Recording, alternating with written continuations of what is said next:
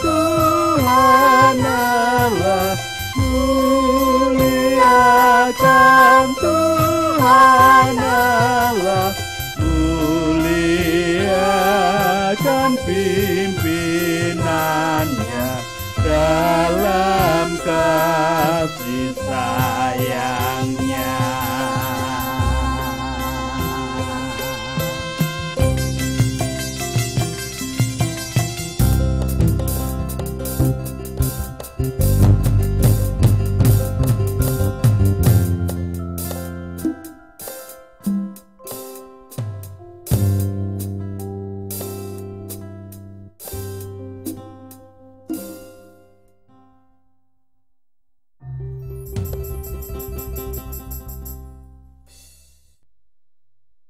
Semangat pagi. Kita bertemu kembali di hari Rabu 16 Februari 2022. Tetap akan memusatkan hidup hanya pada kehendak Allah. Kita bersama-sama menyatukan hati, menyatukan pikiran, menyatukan kehidupan dan waktu seutuhnya di dalam persekutuan doa anggota keluarga Allah. Kita memulai persekutuan doa anggota keluarga Allah dengan terlebih dahulu menyatakan pengakuan bahwa pertolongan kita hanya berasal dari Allah yang telah menciptakan langit bumi beserta segala isinya. Untuk itu kasih karunia dan damai sejahtera yang dari Allah Bapa kita dan Tuhan Yesus Kristus ada pada saudara sekalian. Amin.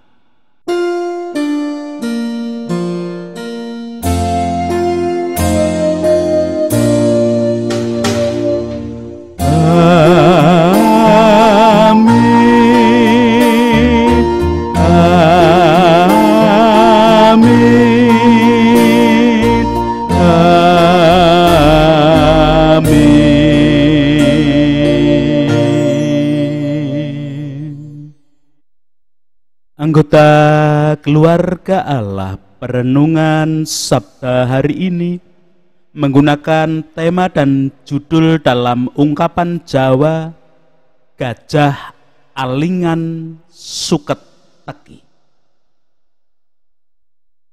Anggota keluarga Allah, saya teringat pada waktu taman kanak-kanak, Bu Guru mengajarkan deklamasi yang demikian. Gajah binatang yang besar, telinganya lebar, hidungnya panjang. Untung saja saat itu anak-anak TK seusia saya belum sekritis dan secerdas anak-anak sekarang. Karena pasti akan dilanjutkan dengan perutnya gembul, kakinya gede, hanya buntutnya yang kecil. Apa yang dinyatakan tentang gajah dalam pengajaran deklamasi bagi anak-anak taman kanak-kanak itu sebenarnya hendak mengajarkan tentang memang yang ada pada diri gajah semuanya adalah gede atau besar. Anggota keluarga Allah, alingan berarti usaha untuk menutupi diri dengan aling-aling atau menggunakan sesuatu semacam tirai. Sedangkan suketeki adalah salah satu jenis rumput yang banyak tumbuh di pekarangan rumah. Rumput ini sejenis gulma pertanian. Tinggi suketeki biasanya hanya sekitar 20 dan paling tinggi 30 cm. Anggota keluarga Allah, jika dipahami dari segi bahasa saja, gampang untuk mengetahui bahwa usaha gajah dalam menutupi diri dengan menggunakan rumput itu tidak akan pernah mungkin berhasil. Gajah, binatang yang sebesar itu, tidak mungkin mampu menutup diri atau menyembunyikan diri di balik rumput. Untuk menutup ekornya saja yang kecil pasti tidak akan mampu, karena posisi ekornya berada di bagian yang tinggi, lebih tinggi daripada suket teki.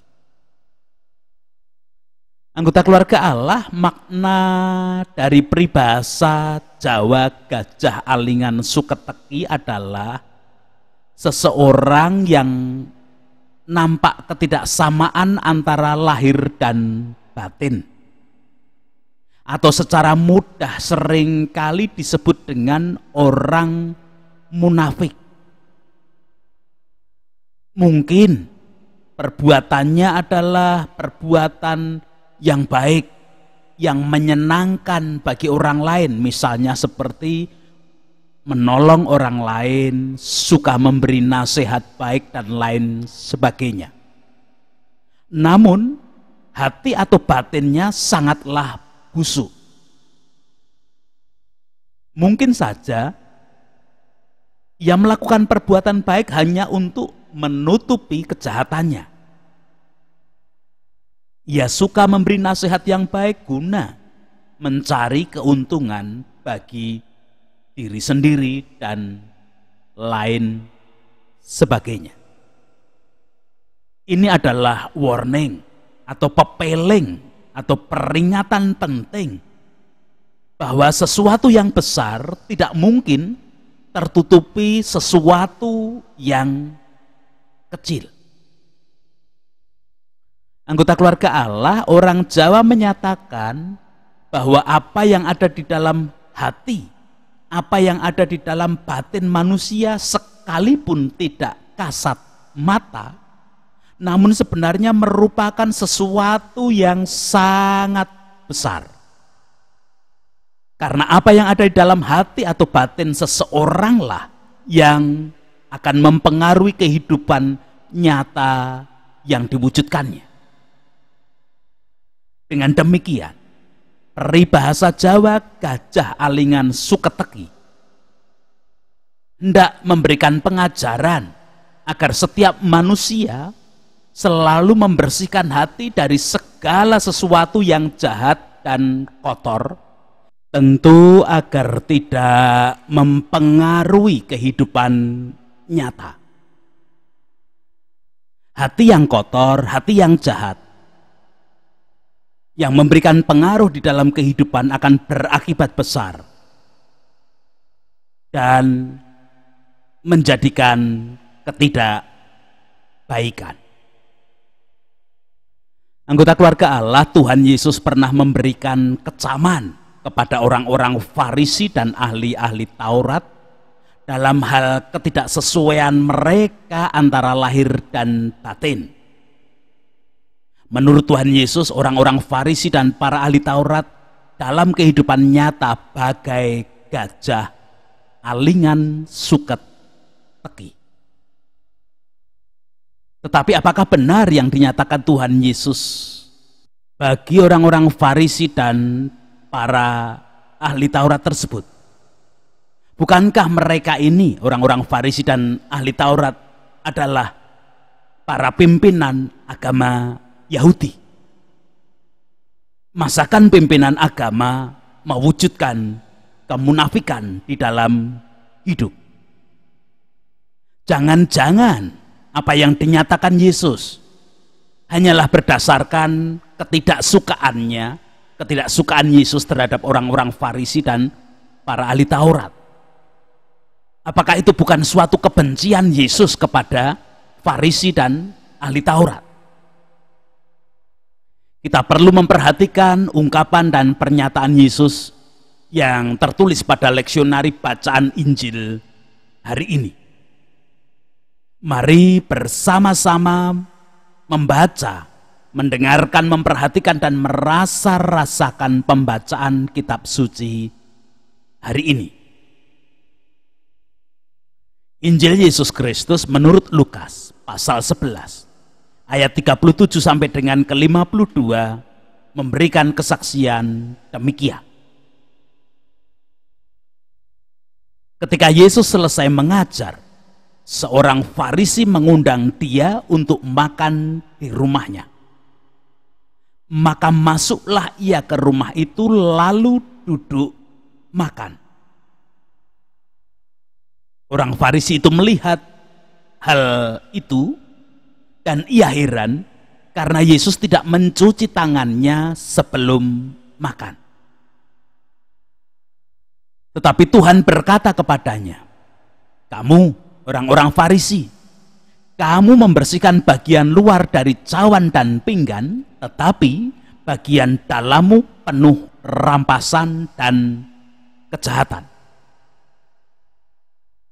Hai orang-orang bodoh, bukankah dia yang menjadikan bagian luar, dia juga yang menjadikan bagian dalam? Akan tetapi berikanlah isinya sebagai sedekah, dan sesungguhnya semuanya akan menjadi bersih bagimu. Tetapi celakalah kamu, hai orang-orang Farisi, sebab kamu membayar persepuluhan dari selasih, inggu, dan segala jenis sayuran, tetapi kamu mengabaikan keadilan dan kasih Allah. Yang satu harus dilakukan dan yang lain jangan diabaikan. Celakalah kamu, hai orang-orang Farisi, sebab kamu suka duduk di tempat terdepan di rumah ibadat dan suka menerima penghormatan di pasar. Celakalah kamu, sebab kamu sama seperti kubur yang tidak memakai tanda. Orang-orang yang berjalan di atasnya tidak mengetahuinya. Seorang dari antara ahli-ahli Taurat itu menjawab dan berkata kepadanya, "Guru, dengan berkata demikian engkau menghina kami juga." Tetapi ia menjawab, "Celakalah kamu juga, hai ahli-ahli Taurat, sebab kamu meletakkan beban-beban yang tak terpikul pada orang, tetapi kamu sendiri tidak menyentuh beban itu dengan satu jari pun. Celakalah kamu, sebab kamu membangun makam nabi-nabi, tetapi nenek moyangmu telah membunuh mereka. Dengan demikian kamu mengaku bahwa kamu membenarkan perbuatan-perbuatan nenek moyangmu, sebab mereka telah membunuh nabi-nabi itu dan kamu membangun makamnya. Sebab itu hikmat Allah berkata, Aku akan mengutus kepada mereka nabi-nabi dan rasul-rasul, dan separuh dari antara nabi-nabi dan rasul-rasul itu akan mereka bunuh dan mereka aniaya, supaya dari angkatan ini dituntut darah semua nabi yang telah tertumpah sejak dunia dijadikan, mulai dari darah Habil sampai kepada darah Zakaria yang telah dibunuh di antara mezbah dan rumah Allah. Bahkan aku berkata kepadamu, semuanya itu akan dituntut dari angkatan ini. Celakalah kamu, hai ahli-ahli Taurat, sebab kamu telah mengambil kunci pengetahuan, kamu sendiri tidak masuk ke dalam, dan orang yang berusaha untuk masuk ke dalam kamu halangi. Demikian Injil Lukas pasal 11 ayat 37 sampai dengan 52.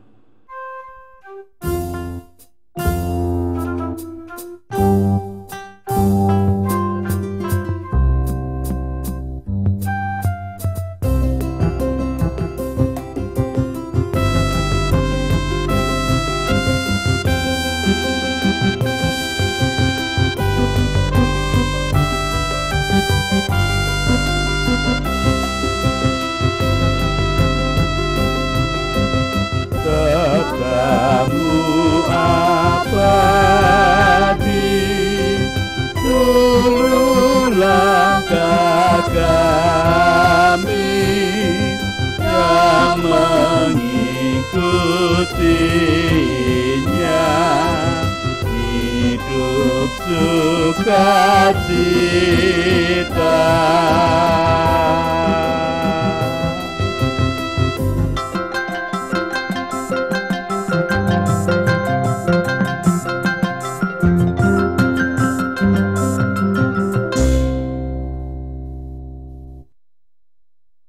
Anggota keluarga Allah, Farisi adalah golongan dari para rabi Yahudi dan mereka termasuk bagian dari ahli Taurat yang sangat berpengaruh dalam kehidupan Yahudi. Sekalipun ahli Taurat tidak hanya dari golongan Farisi saja, ada golongan Saduki dan ada golongan-golongan yang lain. Orang-orang Farisi memegang Taurat Musa dan adat istiadat nenek moyang Yahudi. Sedangkan ahli Taurat adalah para pengajar dan penafsir Perjanjian Lama, khususnya kelima kitab Musa. Jadi orang-orang Farisi bersama-sama dengan para ahli Taurat dari golongan lainlah yang selama ini sebenarnya memberikan pengajaran perihal kehidupan agama Yahudi berdasarkan Taurat Musa dan adat istiadat secara turun-temurun. Anggota keluarga Allah, perihal situasi yang sedang terjadi pada waktu itu dalam bacaan kita adalah Yesus sedang menghadiri undangan dari seorang Farisi untuk makan di perjamuan bersama. Para undangan perjamuan makan itu tentu ada orang-orang Farisi yang lain dan juga diundang para ahli Taurat dari golongan lain. Jika demikian keadaannya, kita bisa menentukan bahwa Yesus sebenarnya tidak membenci orang-orang Farisi dan para ahli Taurat.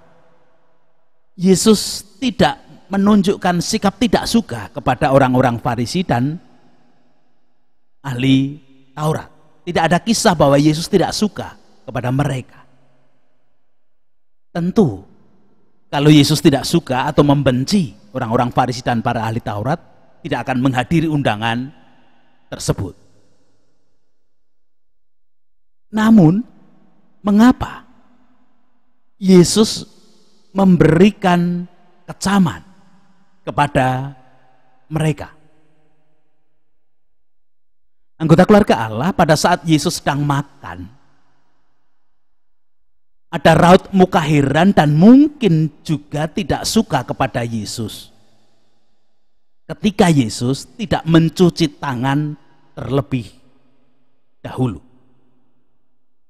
Tentu dalam hal ini jika Yesus tidak mencuci tangan sebelum makan bukan berarti karena jorok atau kemproh dan lain sebagainya. Sangat dimungkinkan tangan dan tubuh Yesus dalam keadaan bersih pada saat makan di perjamuan tersebut. Maka perkataan Yesus adalah seperti tercatat pada ayat 39. Tetapi Tuhan berkata kepadanya, "Kamu orang-orang Farisi, kamu membersihkan bagian luar dari cawan dan pinggan, tetapi bagian dalammu penuh rampasan dan kejahatan." Anggota keluarga Allah, perkataan Yesus ini memberikan pengertian, pemahaman bahwa orang Farisi hanya memegang dan melaksanakan tradisi tanpa makna. Mencuci tangan sebelum makan adalah bagian dari tradisi yang diajarkan secara turun-temurun dan itu dipegang terus oleh orang-orang Farisi. Agaknya dalam hal ini, orang-orang Farisi memegang dan melakukan kebiasaan atau tradisi mencuci tangan sebelum makan bukan karena supaya bersih, melainkan hanya sekedar ritual kebiasaan, ritual adat, tradisi yang mereka pegang. Bukankah sebenarnya tujuan mencuci tangan sebelum makan adalah perkara kebersihan? Tetapi orang-orang Farisi hanya melihat kenapa Yesus tidak mencuci tangan, bukan melihat realita bahwa tangan dan tubuh Yesus dalam keadaan bersih. Dalam hal ini agaknya tidak berbeda dengan peristiwa kalau dalam kehidupan kita saat ini, saat ada suatu upacara pernikahan yang menggunakan adat, di mana ketika orang melakukan upacara pernikahan dengan upacara adat hanya dilakukan dalam rangka mengambil gambar atau foto sebagai kenangan bahwa dulu pernah menikah dengan upacara adat, tetapi maknanya tidak pernah dihiraukan. Anggota keluarga Allah, menurut Yesus, hal tersebut sebenarnya juga menampakkan cara orang Farisi berhubungan dengan Tuhan. Bagaikan membersihkan cawan hanya pada sisi bagian luar, tetapi sisi bagian dalam dibiarkan tetap kotor dan kemudian digunakan untuk mengambil makanan dan dimakan. Perilaku keagamaan orang-orang Farisi sebenarnya sangatlah baik.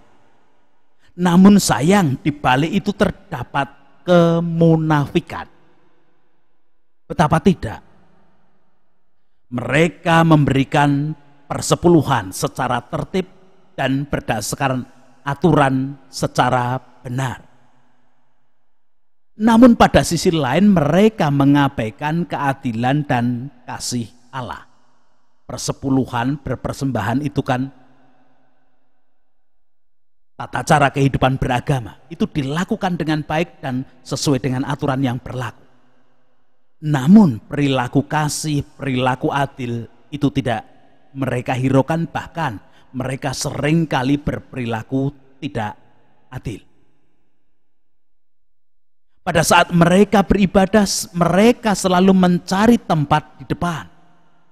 Namun sayang, berada di tempat depan ketika beribadah bukan untuk berkonsentrasi mencari kehendak Allah, menyembah Allah, melainkan justru untuk mencari penghormatan dan ketenaran diri.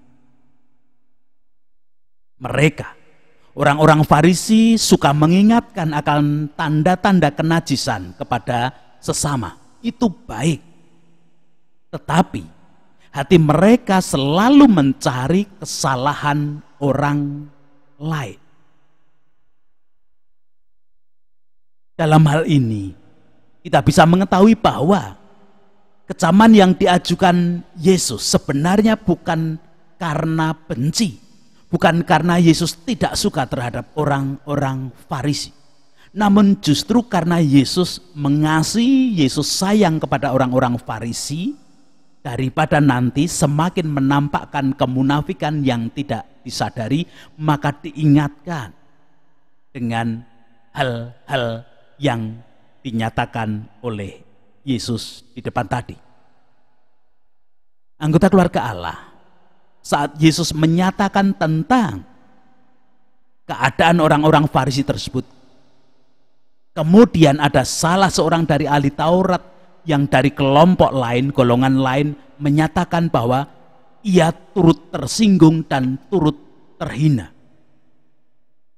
Maka Yesus pun kemudian justru melanjutkan dan menunjukkan perihal keadaan para ahli Taurat, di mana mereka seringkali membuat aturan dan memaksakan aturan tersebut agar umat melakukannya. Namun mereka sendiri tidak melakukan aturan yang mereka buat tersebut. Agar dihormati oleh umat, para ahli Taurat merencanakan pembangunan makam para nabi. Namun membebankan segala sesuatu kebutuhannya kepada umat. Mereka sendiri tidak ikut ambil bagian di dalam beban pembangunan makam para nabi itu. Bahkan bukan hanya itu, Yesus menyatakan bahwa para nabi itu meninggal karena ketidaksukaan dan kebencian para ahli Taurat pada zamannya dahulu, yang kemudian menghasut umat untuk membunuh para nabi. Namun sekarang para ahli Taurat, keturunan ahli Taurat zaman dahulu juga kemudian membangun makam para nabi yang dahulu dibunuh oleh nenek moyang mereka. Dalam hal ini Yesus merasakan bahwa pembangunan makam para nabi bukan dalam rangka pengakuan dosa ataupun buah pertobatan dari para ahli Taurat, namun justru menjadi sarana untuk mencari keuntungan pribadi. Maka semua beban pembangunan itu ditanggungkan kepada umat. Mereka sendiri tidak turut ambil bagian dari beban pembangunan makam para nabi itu. Pada bagian berikutnya, pernyataan Yesus adalah perihal bagaimana para ahli Taurat memegang kunci pemahaman Taurat yang adalah kitab suci Yahudi yang memberikan tuntunan kepada umat untuk hidup sesuai dengan kehendak Allah.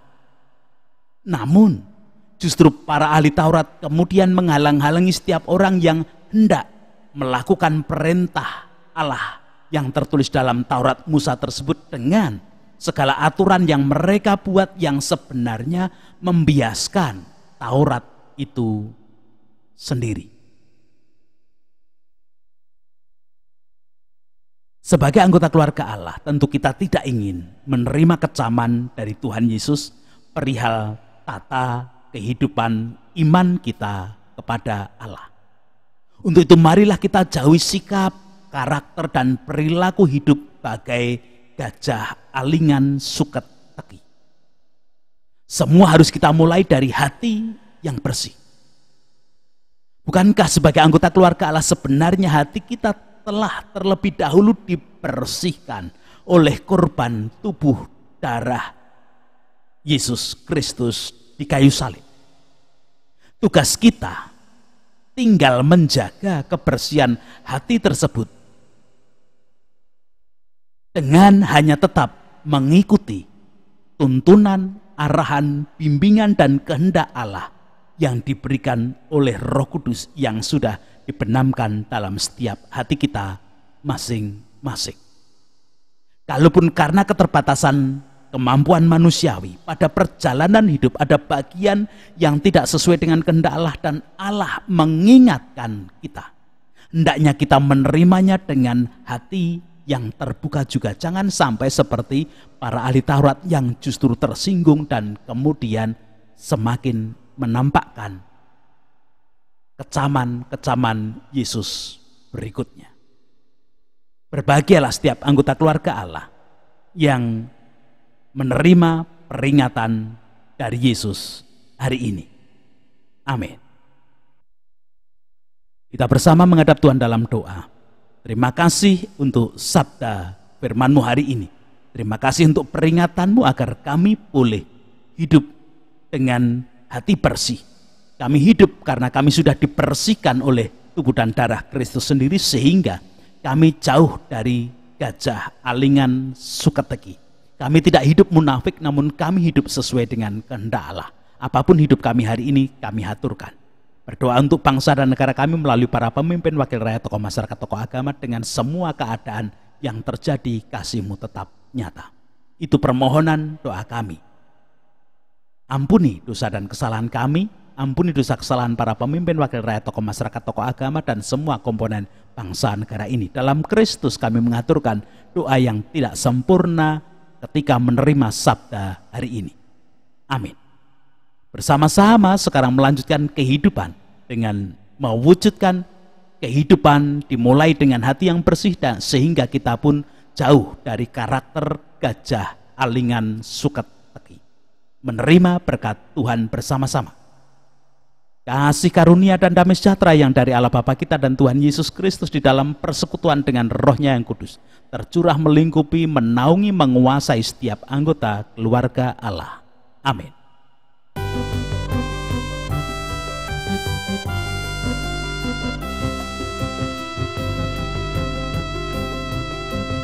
Tolong agar kami rajin mendalami selalu melakukan sabdamu ya Tuhan.